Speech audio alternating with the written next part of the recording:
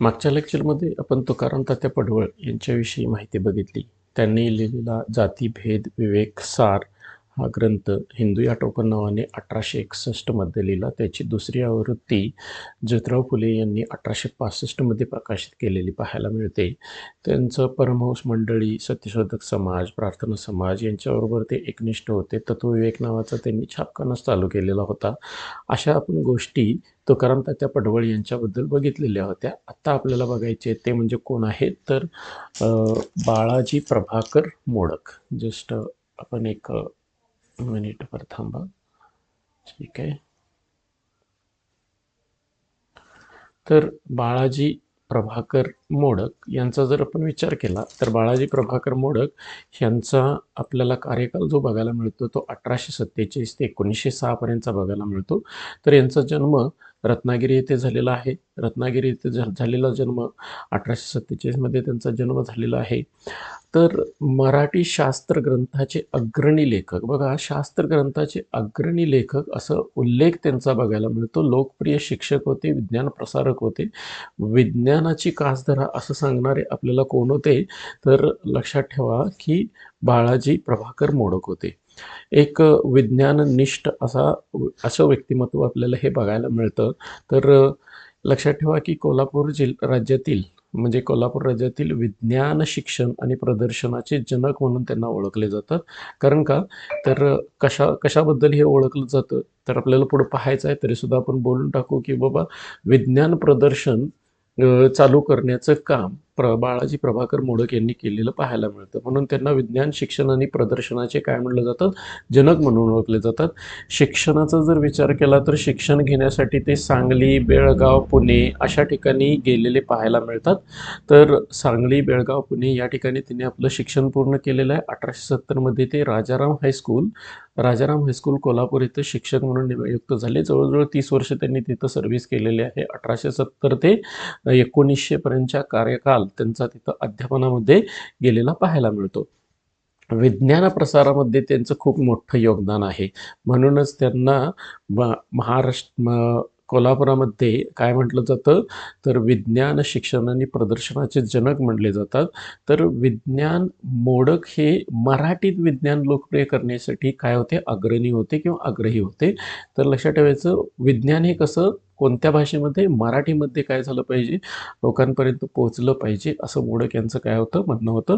कोल्हापूर जिल्ह्यातील शाळांमध्ये त्यांनी विज्ञान प्रदर्शन चालू केलं आणि विज्ञान प्रदर्शन सुरू करणारे ते प्रथम शिक्षक होते. बघा कोल्हापूरमध्ये त्यांनी विज्ञान प्रदर्शन चालू केलं आणि ते प्रथम शिक्षक होते. म्हणूनच त्यांना काय म्हटलं जातं तर इथं आपण बघतोय वरती विज्ञान शिक्षण आणि प्रदर्शनाचे जनक म्हणून ओळखलं जात आहे. विद्यार्थ्यांमध्ये वैज्ञानिक दृष्टिकोन जागृत करण्यासाठी सतत प्रयोग केला त्यांनी आणि नमुने, प्रात्यक्षिकं या गोष्टी त्यांनी काय केलेल्या आहेत केलेल्या पाहायला मिळतात. रसायनशास्त्रातील योगदान जे आहे ते खूप मोठं आहे त्यांचं. त्यासाठी ते डॉक्टर कुक यांच्याकडे रसायनशास्त्राचं शिक्षण घेतलं आहे त्यांनी. पुणे येथे त्यांनी डॉक्टर कुक यांच्याकडे काय केले, रसायनशास्त्राचं शिक्षण घेतलं. बाळाजी प्रभाकर मोडक यांनी रसायनशास्त्राचं शिक्षण कोणाकडे घेतले तर डॉक्टर कुक यांच्याकडे घेतले. डॉक्टर कुक यांच्याकडे रसायनशास्त्राचे शिक्षण कोणी घेतले तर बाळाजी प्रभाकर मोडक यांनी घेतले. बघा सिंपल छोट्या छोट्या गोष्टी याच्यावरती डोक्यात ठेवायला सुरुवात करा. रसायनशास्त्रावरती अनेक ग्रंथ लिहिले आहेत, जसं की रसायनशास्त्र 1875 लिहिलेलं आहे. रसायनशास्त्राची मूल तत्वे 1892 सुधारित आवृत्ती म्हणजेच हे पुन्हा लेखन करण्यात आलेलं पाहायला मिळतं. निरेंद्रिय रसायनशास्त्र आणि सेंद्रिय रसायनशास्त्र याच्यावरती त्यांची पुस्तके आहेत. आणि मराठीत समजण्यास सोप्या विज्ञान ग्रंथाची चळवळ त्यांनी निर्माण केलेली पाहायला मिळते.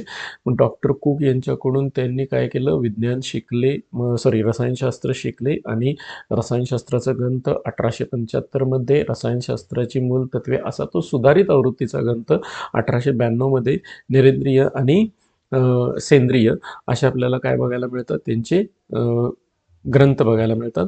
त्यांनी शास्त्राविषयी जवळजवळ 25पेक्षा जास्त शास्त्रीय पुस्तकं लिहिलेले आहेत. त्यामध्ये त्यांनी पदार्थविज्ञान, यंत्रशास्त्र, आरोग्यशास्त्र, प्राणीशास्त्र, निसर्गशास्त्र, शिक्षणशास्त्र या वेगवेगळ्या प्रकारच्या विषयांना त्यांनी काय दिलेलं आहे म्हणजेच टच दिलेला पाहायला मिळतो. त्यांचं लेखन पूर्णपणे प्रयोगावर आधारित होतं. प्रयोगावरती सोप्या भाषेत आणि विद्यार्थ्यांसाठी उपयोगी असं त्यांनी लिखाण करण्याचं काम केलेलं पाहायला मिळतं. त्याच्यानंतर आणि एक महत्त्वाची गोष्ट आली ती म्हणजेच कोणती? मराठी विद्यापीठाची कल्पना त्यांनी मांडलेली होती. मराठी भाषेतून उच्च शिक्षण उपलब्ध व्हावे म्हणून त्यांनी मराठी विद्यापीठाची स्थापना करण्याची कल्पना मांडलेली होती. विज्ञान शिक्षण हे लोकांच्या भाषेत असावे, असं त्यांचं ठाम मत होतं. जेणेकरून ते लोकांना लगेच कळेल, इझिली काय होईल समजेल याच्यासाठी त्यांनी मराठी विद्यापीठाची स्थापना करण्याची कल्पना मांडलेली होती. वैशिष्ट्य काय होतं तर अत्यंत कष्टाळू, प्रयोगशील, विद्यार्थ्यांमध्ये आवडते शिक्षक म्हणून ते प्रसिद्ध होते. मराठी भाषेतून विज्ञान शिकवण्याचे धाडस प्रथम करणारी ती एक व्यक्ती होती. त्याच्यानंतर कोल्हापुरात विज्ञान चळवळीचा पाया घालण्यासाठी ते पुढं आलेले पाहायला मिळतात. बघा, या गोष्टी त्यांच्याविषयी बघायला मिळतात. त्यांचं निधन 1906 मध्ये झालेलं पाहायला मिळतं. कोल्हापुरातील विज्ञान प्रणेते म्हणून ते स्मरणात राहिलेले आहेत. बघा, शॉर्टमध्ये जर आपण विचारात घेतलं तर रत्नागिरीचा जन्म आहे. राजाराम हायस्कूलमध्ये 30 वर्ष 1870 ते 1900 या काळामध्ये त्यांनी काय केलेलं आहे? अध्यापनाचं काम केलं आहे. विज्ञान प्रदर्शनाची सुरुवात मोडक यांनी कुठं केलेली आहे? कोल्हापूरमध्ये केलेली पाहायला मिळते. त्याच्यानंतर पहिला रसायनशास्त्राचा ग्रंथ 1875 मध्ये, दुसरी आवृत्ती रसायनशास्त्राची मूलतत्व 1892 मध्ये, 25 पेक्षा जास्त शास्त्रीय पुस्तके त्यांनी लिहिली आहेत. आणि रसायनशास्त्र शिकले, कुणाकडे शिकले तर डॉक्टर कुक यांच्याकडे. आणि मराठी विद्यापीठाचा प्रस्ताव मांडणारे मोडक हे पहिले व्यक्ती होते. बघा, अशी आपल्याला त्यांच्याबद्दलची एकदम शॉर्टमध्ये जी माहिती बघायला मिळते, ती शॉर्टमधली माहिती काय आहे? जन्म कुठं आहे? त्याच्यानंतर 1847 मध्ये त्यांचा जन्म झालेला आहे. रत्नागिरीमध्ये जन्म झालेला आहे. त्यांनी सांगली, बेळगाव, पुणे या ठिकाणी शिक्षणासाठी काय केलेलं आहे? पायपीट केलेला पाहायला मिळतो. राजाराम हायस्कूलमधून 30 वर्ष अध्यापनाचं काम केलेलं पाहायला मिळतं. विज्ञान प्रदर्शनाची सुरुवात मोडक यांनी केलेली पाहायला मिळते. त्याच्यानंतर त्यांनी रसायनशास्त्रावरचा ग्रंथ लिहिलेला आहे. दुसरी आवृत्ती 1892 मध्ये प्रसिद्ध झालेली आहे. 25 पेक्षा जास्त पुस्तकं लिहिली आहेत. मराठी विद्यापीठाची कल्पना मांडणारे ते पहिले व्यक्ती होते. त्यांचा आग्रहच होता की लोकांनी मराठीमधून शास्त्र शिकावं. आणि डॉक्टर कुक यांच्याकडे त्यांनी काय केलेलं आहे? रसायनशास्त्र शिकलेलं पाहायला मिळतं.